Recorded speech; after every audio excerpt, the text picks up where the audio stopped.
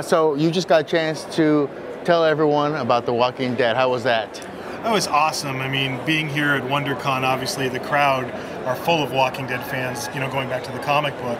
So for them to get a chance to hear live some of the details of our attraction was fantastic. With Walking Dead, there's so much content to draw from.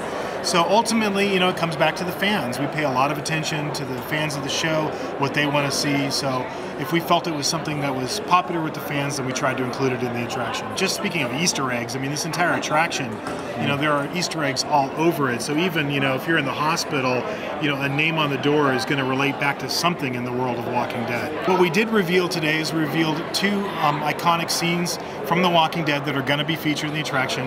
One of them is pretty obvious, which is the dead inside door, which was featured heavily in the pilot. But what's different for us is you're going to encounter that in the queue line. Because even when you're in the queue line for our attraction, we want to make you feel like you're in the world of The Walking Dead. So this highly complicated special effect with animatronic walker hands coming through the door is going to be an element you see before you even walk through the doors of the attraction and experience the attraction itself. The other was the burned cabin, which is from a later episode of Walking Dead, where Daryl sets fire to this cabin, and that meant the burned walkers. And so for us, that's a full sensory experience. You're going to smell it, you're going to feel the heat, it's going to look like fire even though it's a special effect, and the burned walker that comes out and attacks you is actually going to still be smoldering when he comes out of that cabin. So it involves a lot of different types of special effects.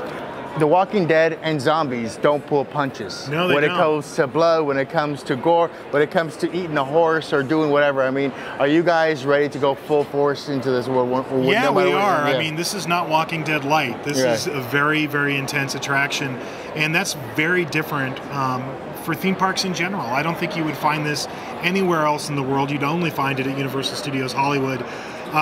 So when we sat down to look at the attraction, that was the first question I had is, you know, we've got to be able to do The Walking Dead full bore, and that's, you know, what we're doing, and that's how our, you know, president and everybody else has supported us. You know, to be able to go in our backlot and see where the horror movie was born, which is, you know, the truth. It was born on the Universal backlot in the silent film era, and now, you know, today getting to announce something like Walking Dead, that's just a continuation of a long, long legacy of horror that's been part of the studio since the very beginning.